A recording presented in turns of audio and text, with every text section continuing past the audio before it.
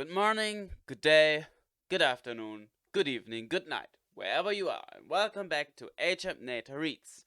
Today I continue Harry Potter and the Philosopher's Stone. Chapter 15 The Forbidden Forest. Things couldn't have been worse. Filch took them down to Professor McGonagall's study on the first floor, where they sat and waited without saying a word to each other. Hermione was trembling. Excuses, alibis, and wild cover-up stories chased each other around. Harry's brain, each more feeble than the last. He couldn't see how they were going to get out of trouble this time. They were cornered. How could they have been so stupid as to forget the cloak? There was no reason on earth that Professor McGonagall would accept for their being out of bed and creeping around the school in the dead of night, let alone being up the tallest astronomy tower, which was out of bounds except for classes. Add Norbert and the invisibility cloak, and they might as well be packing their bags already. Had Harry thought that things couldn't have been worse? He was wrong. When Professor McGonagall appeared, she was leading Neville. "Harry!" Neville burst out the moment he saw the other two. "I was trying to find you to warn you. I heard Malfoy saying he was going to catch you. He said you had a drag." Harry shook his head violently to shut Neville up, but Professor McGonagall had seen. She looked more likely to breathe fire than Norbert, as she towered over the three of them.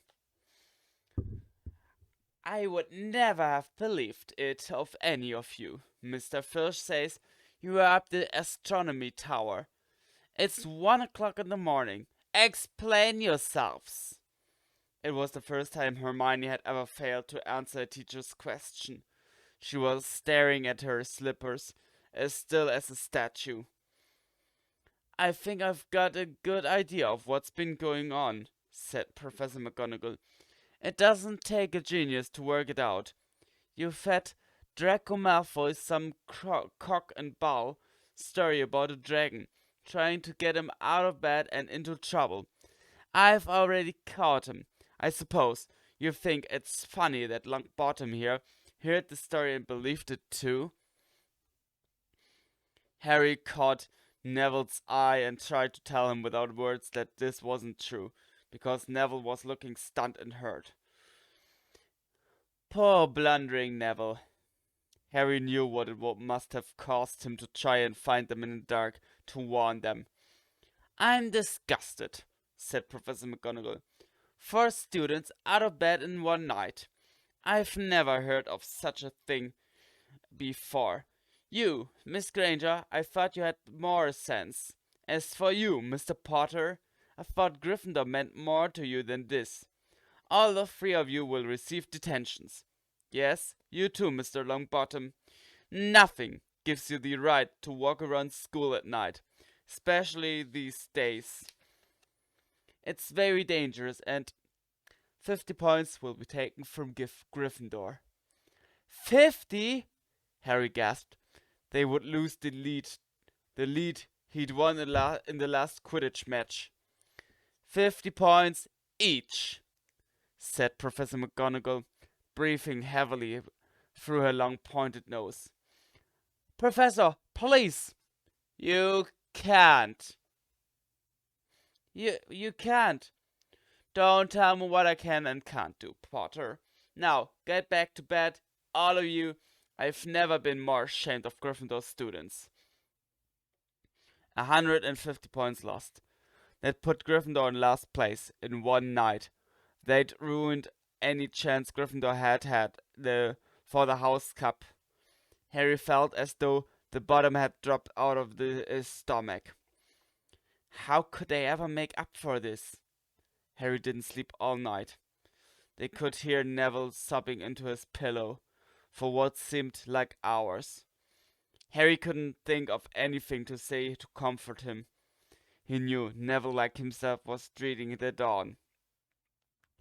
What would happen when the rest of Gryffindor found out what they'd done? At first, Gryffindors, passing the giant hourglasses that recorded the house points next day, thought that had been a mistake. How could they suddenly have 150 points fewer than yesterday? And then the story started to spread. Harry Potter, the famous Harry Potter, the hero of 2 Quidditch matches, had lost them all those points, him and a couple of other stupid first years. From being one of the most popular and admired people at the school, Harry was suddenly the most hated. Even Ravenclaws and Hufflepuffs turned on him, because everyone had been longing to see Slytherin lose the House Cup. Everywhere Harry went, people pointed and didn't trouble to lower their voices as they insulted him.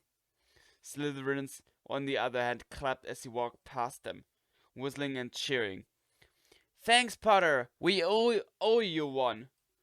Only Ron stood by him. They all forget this in a few weeks. Fred and George have lost loads of points in all the time they've been here, and people still like them. They've never lost 150 points in one go, though, have they? Said Harry miserably. Well, no, Ron admitted. It was a bit late to repair the damage, but Harry swore to himself not to meddle in things that weren't his business from now on. He'd had it with sneaking around and spying. He felt so ashamed of himself that he went to Wood and offered to resign from the Quidditch team. Resign? Wood resign? Wood thundered. What good'll that do? How are we going to get any points back if we can't win at Quidditch? But even Quidditch had lost its fun. The rest of the team wouldn't speak to Harry during practice, and if they had to speak about him, they called him the Seeker. Hermione and Neville were were suffering too. They didn't have as bad a time as Harry because they weren't as well known, but nobody would speak to them either. Hermione had stopped drawing attention to herself in class, keeping her head down and working in silence. Harry was almost glad that the exams weren't far away. All the revisions he had to do kept his mind off his misery. He, Ron, and Hermione kept to themselves, working late into the night, trying to remember the ingredients in complicated potions, learn charms and spells off by heart, memorized the dates of magical discoveries in goblin rebellions. Then, about a week before the exams were due to start, Harry's new resolution not to interfere in anything that didn't concern him was put to an unexpected test. Walking back from the library on his own one afternoon, he heard somebody whimpering from a classroom up ahead. As he drew closer, he heard Quirrell's voice. No, no, not again, please. It sounded as though someone was threatening him. Harry moved closer.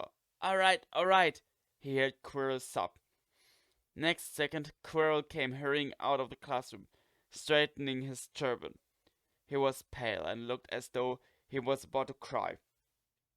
He strode out of sight. Harry didn't think Quirrell had even noticed him. He waited until Quirrell's footsteps had disappeared, then peered into the classroom. It was empty, but a door stood ajar at the other end. Harry was halfway towards it before he remembered what he'd promised himself about not meddling. All the same, he'd have gambled 12 Philosopher's Stone that Snape had just left the room, and from what Harry had just heard, Snape would be walking with a new spring in his step. Quirrell seemed to have given in at last. Harry went back to the library, where Hermione was testing Ron on astronomy. Harry told them what he'd heard.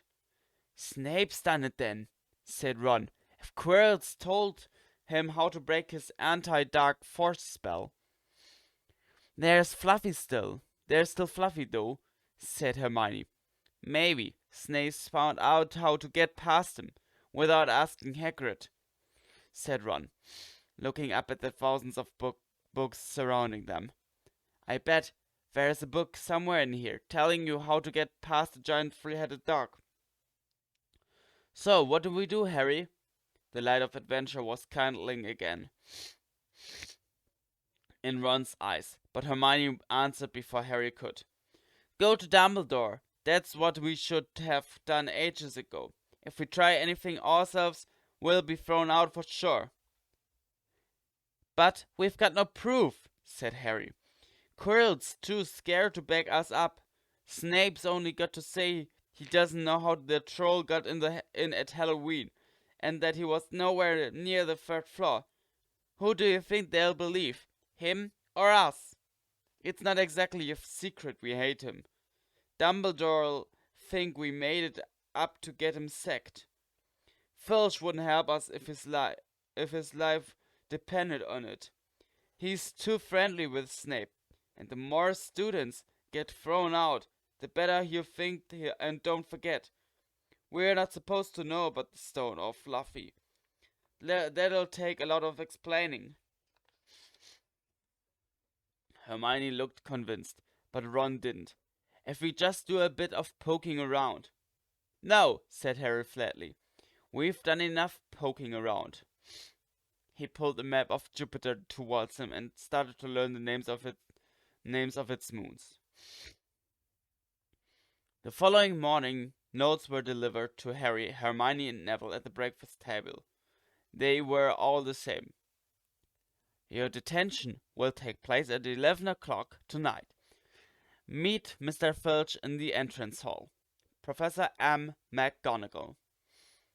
Harry had forgotten they still had detentions to do, in the furore over the points they'd lost. He half expected Hermione to complain that this was a whole night of revision lost, but she didn't say a word. Like Harry, she felt they deserved what they got. At 11 o'clock that night, they'd said goodbye to Ron in the common room and went down to the entrance hall with Neville. Filch was already there, and so was Malfoy. Harry had also forgotten that Malfoy had got a detention too. Follow me, said Filch, lighting a lamp and leading them outside. I bet you'll think twice about breaking a school rule again, won't you, He continued, leering at them.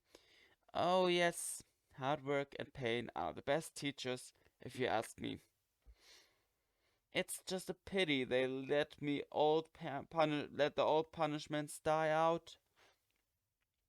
Hang you by your wrists from the ceiling for a few days. I've got the chains still in my office. Keep 'em well oiled in case they're ever needed. Right off we go, and don't think of running off now. It'll be worse for you if you do. They marched off across the dark grounds. Neville kept sniffing. Harry wondered what their punishment was going to be. It must be something really horrible, or Filch wouldn't be sounding so delighted. The moon was bright, but clouds scudding across it kept throwing them into darkness. Ahead, Harry could see the lighted windows of Hagrid's hut. Then they heard a distant shout. Is that you, Filch? Hurry up, I want to get started. Harry's heart rose. If they were going to be working with Hagrid, it wouldn't be so bad. His relief must have showed in his face, because Filch said, I suppose you think you'll be enjoying yourself with that oaf. Well, think again, boy. It's into the forest. You're going, and I'm much mistaken if you'll all come out in one piece.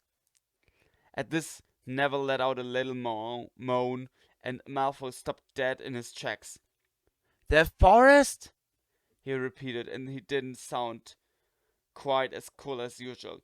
We can't go in there at night. There's all that sort of things in there. Werewolves, I heard. Neville clutched the sleeve of Harry's robe and made a choking noise. That's your lookout, isn't it? Said Filch, his voice cracking with glee. Should have thought of them werewolves. before you got in trouble, shouldn't you? Hagrid came striding towards them out of the dark, Fang at his heel. He was carrying his large crossbow and a quiver of arrows hung over his shoulder. About time, he said. I've been waiting for half an hour already. All right, Harry, Hermione. I shouldn't be too friendly to them, Hagrid, said Filch coldly. They are here to be punished after all. That's why you're late, is it? Said Hagrid, frowning at Filch. Been lecturing them, huh? It's not your place to do that. You've done your bit. I'll take over from here. I'll be back at dawn, said Filch. For what's left of them, he added nastily, and he turned and started back towards the castle, his lamp bobbing away in the darkness. Malfoy now turned to Hagrid. I'm not going in the forest, he said, and Harry was pleased to hear the note of panic in his voice. You are if you want to stay at Hogwarts, said Hagrid fiercely. You've done wrong and now you've got to pay for it. But this is servant stuff, it's not for students to do. I thought we'd be writing lines or something. If my father knew I was doing this, he'd... Tell ya, that's how it is at Hogwarts, Hagrid growled. Writing lines, what good's that to anyone? You'll do somewhat useful, or you'll get out. If you think your father rather you were expelled, then get back after the castle and pack. Go on! Malfoy didn't move. He looked at Hagrid fiercely, but then dropped his gaze. Right then, said Hagrid. Now, listen carefully, 'cause it's dangerous what we're gonna do tonight. And I don't want no one taking risks. Follow me over here a moment. He led them to the very edge of the forest, holding his lamp up high. He pointed down a narrow, winding earth track that disappeared into the thick black trees. A light breeze lifted their hair as they looked into the forest. Look there, said Hagrid. See that stuff shining on the ground? Silvery stuff? That's unicorn blood. There is a unicorn in there, been hurt badly by Summit. This is the second time in a week. I found one dead last Wednesday. We're gonna try and find the poor thing. We might have to pot it out of its misery. And what if whatever hurt the unicorn finds us first? Said Malfoy, unable to keep the fear out of his voice. There's nothing that lives in the forest that'll hurt you if you're with me or Fang, said Hagrid. And keep to the path. Right now we're gonna split into two parties and follow the trail in different directions. There's blood all over the place. It must have been staggering around since last night at least. I want Fang, said Malfoy quickly, looking at Fang's long teeth. Alright, but I warn you, he's a coward, said Hagrid. So me and Hermione'll go one way, and Draco, Neville, and Fang'll go the other way. Now, if any of us finds the unicorn, we'll send up green sparks, right? Get your wands out and practice now. That's it. And if anyone gets in trouble, send up red sparks, and we'll all come and find you. So be careful. Let's go. The forest was black and silent. A little way into it, they reached a fork in the earth path, and Harry, Hermione, and Hagrid took the left path, while Malfoy, Neville, and Fang took the right. They walked in silence, their eyes on the ground. Every now and then, a ray of moonlight through the branches above lit a spot of silver blue blood on the fallen leaves. Harry saw that Hagrid looked very worried. Could a werewolf be killing the unicorns? Harry asked. Not fast enough, said Hagrid. It's not easy to catch a unicorn. They're powerful magic creatures. I never knew one to be hurt before. They walked past a mossy tree stump. Harry could hear running water. There must be a stream somewhere close by. There were still spots of unicorn blood here and there along the winding path. "You all right, Hermione?" Hagrid whispered. "Don't worry, it can't have gone far if it's this badly hurt. And then we'll be able to—" "Get behind the tree!" Hagrid seized Harry and Hermione and hoisted them off the path behind the towering oak. He pulled out an arrow and fitted it into his crossbow, raising it, ready to fire. The three of them listened. Something was slithering over dead leaves nearby. It sounded like a cloak trailing along the ground. Hagrid was squinting up the dark path, but after a few seconds the sound faded away. "I knew it," he murmured. "There's something in here that shouldn't be." "A werewolf?" Harry suggested. "There wasn't no werewolf, and it wasn't no unicorn neither," said Hagrid grimly. "Right, follow me, but careful now." They walked more slowly, ears straining for the faintest sound. Suddenly, in a clearing ahead, something definitely moved. "Who is there?" Hagrid called. "Show yourself, I'm armed." And into the clearing was it a man or a horse?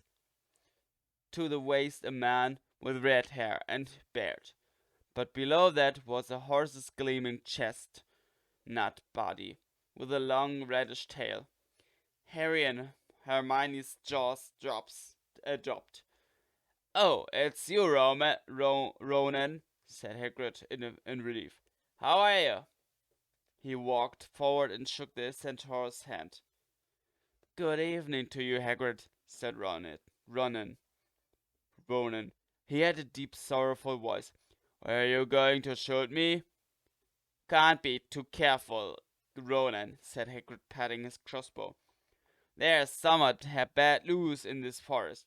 This is Harry Potter and Hermione Granger. By the way, students up at the school. And this is Ronan, you two. He's a centaur." "We'd noticed," said Hermione faintly. Good evening, said Ronan. "Students, are you? And do you learn much up at the school?" A bit," said Hermione timidly. "A bit. Well, that's something," Ronan sighed. He flung back his head and stared at the sky. "Mars is bright tonight." "Yeah," said Hagrid, glancing up too. "Listen, I'm glad we've run into you, Ronan, 'cause there's a unicorn been hurt. You see him anything?" Ronan didn't answer immediately.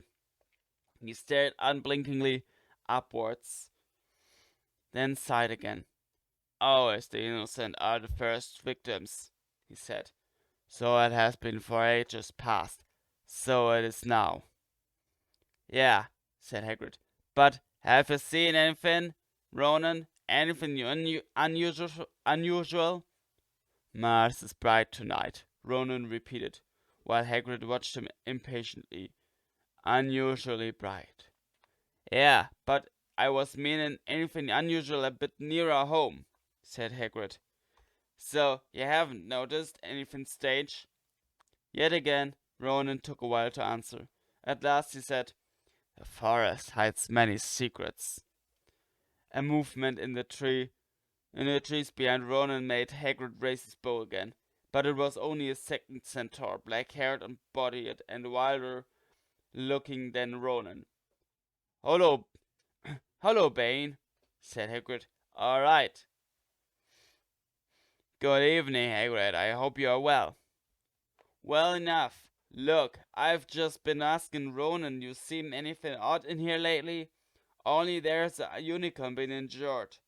Would you know anything about it?" Bane walked over to stand next to Ronan.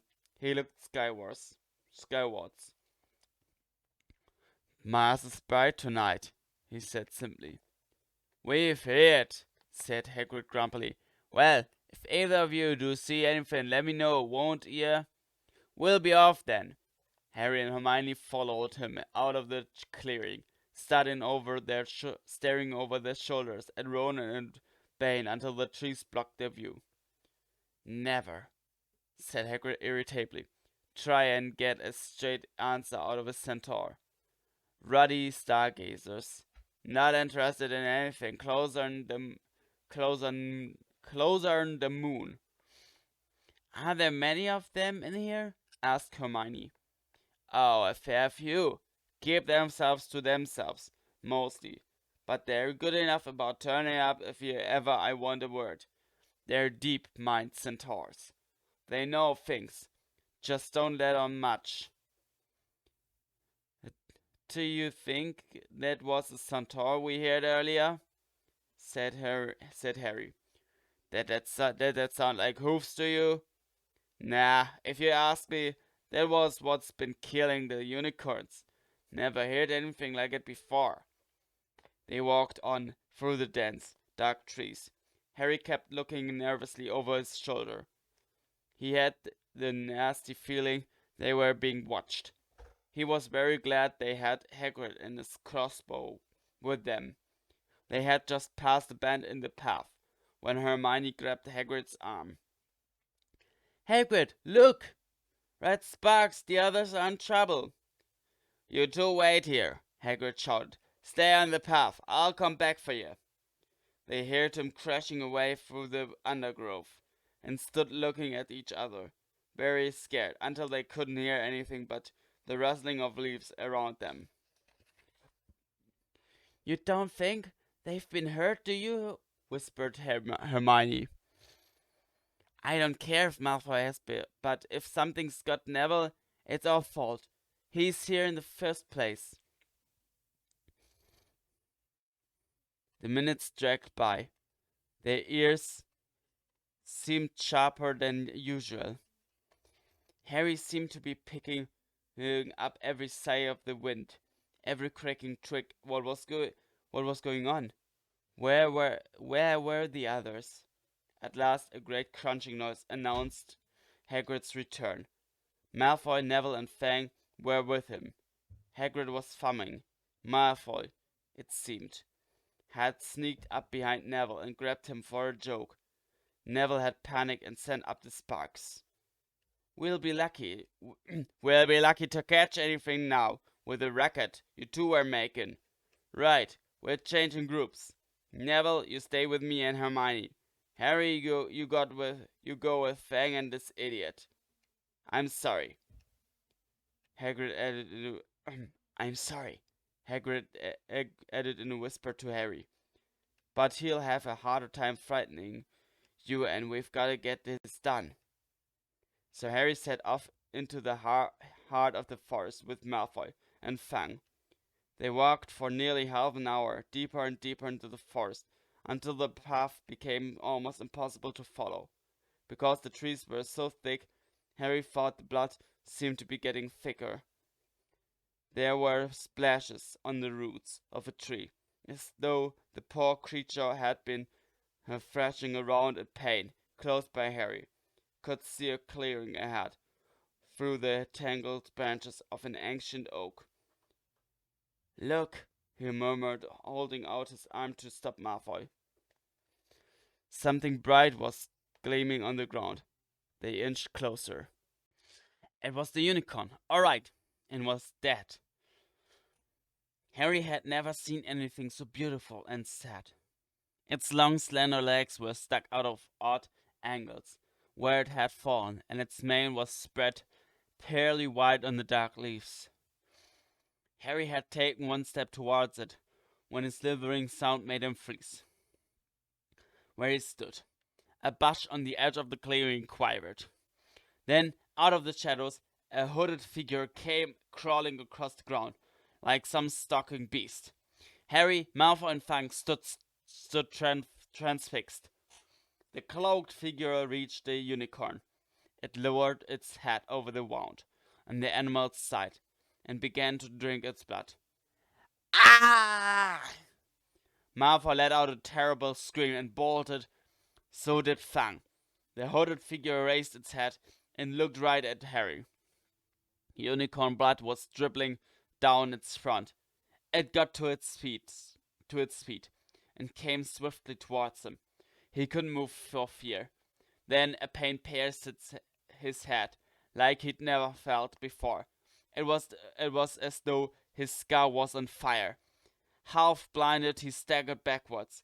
He heard hoofs behind him, galloping, and something jumped clean over him, charging at the figure. The pain in Harry's head was so bad he fell to his knees. It took a minute or two to pass. When he looked up, the figure had gone. A centaur was standing over him, not Ronan or Bane. This one looked younger. He had white blonde hair and a palomino body. "Are you alright?" said the centaur, pulling Harry to his feet. "Yes, thank you. What was that?" The centaur didn't answer. He had astonishingly blue eyes, like pale sapphires. He looked carefully at Harry, his eyes lingering on the scar which stood out livid on Harry's forehead. "You are the Potter boy," he said. You had better get back to Hagrid. The forest is not safe at this time, especially for you. Can you ride? It will be quicker this way." "My name's Firenze," he added, as he lowered himself onto his front legs, so that Harry could clamber to his back. There was suddenly a sound of more galloping from the other side of the clearing. Ronan and Bane came bursting through the trees, their flanks having, heaving and sweaty. "Firenze!" Bane thundered. "What are you doing? You have a human on your back. Have you no shame? Are you a common mule?" Do you realize who this is?" said Firenze. "This is the Potter boy. The quicker he leaves this forest, the better." "What have you been telling him?" growled Bane. "Remember, Firenze, we are sworn not to set ourselves against the heavens. Have we not read what is to come in the movements of the planets?" Ronan pawed the ground nervously. "I am sure Firenze thought he was acting for the best," he said in his gloomy voice. Bane kicked his back legs in anger. "For the best? What is that to do with us? Centaurs are concerned with what has been foretold. It is not our business to run around like donkeys after stray humans in our forest." Firenze suddenly reared onto his hind legs in anger, so that Harry had to grab his shoulders to stay on. "Do you not see that unicorn?" Firenze bellowed at Bane. "Do you not understand why it was killed? Or have the planets not let you in on that secret? I set myself against what is lurking in this forest. Bane, yes, with humans alongside me if I must." And Firenze whisked around with Harry clutching as best he could. They plunged off into the trees, leaving Ronan and Bane behind them. Harry didn't have a clue what was going on. "Why is Bane so angry?" he asked. What was that thing you saved me from, anyway?" Firenze slowed to a walk, warned Harry to keep his head bowed in case of low-hanging branches, but did not answer Harry's question. They made their way through the trees in silence for so long that Harry thought Firenze didn't want to talk to him anymore. They were passing through a particularly dense patch of trees. However, when Firenze suddenly stopped, "Harry Potter, do you know what unicorn blood is used for?" "No," said Harry, startled by the odd question. "We've only used the horn and tail hair in potions. This is because it is a monstrous thing to slay a unicorn," said Firenze. "Only one who has nothing to lose and everything to gain would commit such a crime. The blood of a unicorn will keep you alive, even if you are an inch from death, but at a terrible price. You have slain something pure and defenseless to save yourself, and you will have but a half-life, a cursed life, from the moment the blood touches your lips." Harry stared at the back of Firenze's head, which was dappled silver in the moonlight. "But Who'd be that desperate? He wondered aloud. If you're going to be cursed forever, death's better, isn't it? It is, Firenze agreed, unless all you need is to stay alive long enough to drink something else. Something that will bring you back to full strength and power. Something that will mean you can never die. Mr. Potter, do you know what is hidden in the school at this very moment? The Philosopher Stone, of course. The elixir of life. But I don't understand who... Can you think of nobody who has waited many years to return to power? Who has clung to life awaiting the chance? It was as though an iron fist had clenched suddenly around Harry's heart. Over the rustling of the trees, he seemed to hear once more what Hagrid had told him on the night they had met. Some say he died. Could swell up, in my opinion. Don't know if he had enough human left in him to die.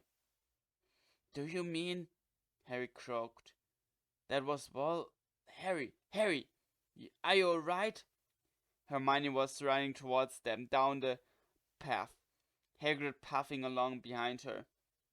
I'm fine, said Harry, hardly knowing what he was saying. The unicorn's dead. Hagrid, it's in that clearing back there. This is where I leave you. This is where I leave you, Firenze murmured as Hagrid hurried off to examine the unicorn. You're safe now. Harry slid off his back. Good luck, Harry Potter, said Firenze. The planets have been read wrongly before now, even by centaurs. I hope this is one of those times. He turned and cantered back into the depths of the forest, leaving Harry shivering behind him. Ron had fallen asleep in the dark common room, waiting for them to return. He shouted something about Quidditch faults when Harry roughly shook him awake. In a matter of seconds, though, he was wide-eyed as Harry began to tell him and Hermione what had happened in the forest. Harry couldn't sit down.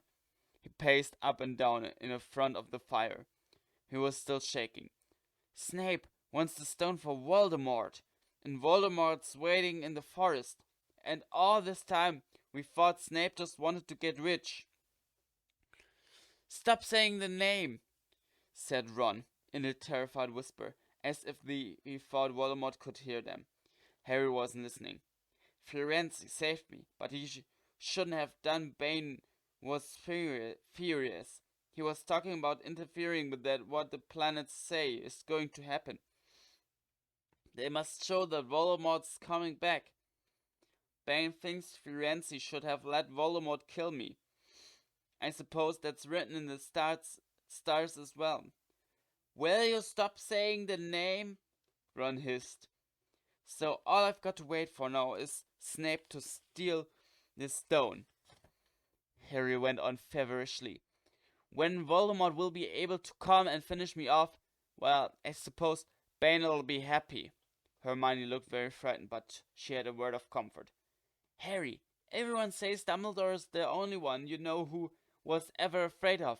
With Dumbledore around, you know who won't touch you anyway. Who says the centaurs are right. It sounds like fortune-telling to me. Professor McGonagall says that's a very imprecise branch of magic. The sky had turned light before they stopped talking. They went to bed exhausted, their throats sore. But the night's surprises weren't over. When Harry pulled back his sheets, he found his invisibility cloak folded nearly underneath them. There was a note pinned to it. Just in case. But what's just in case? That you will hear in chapter 16 of Harry Potter and the Philosopher's Stone. But till then I say, see ya.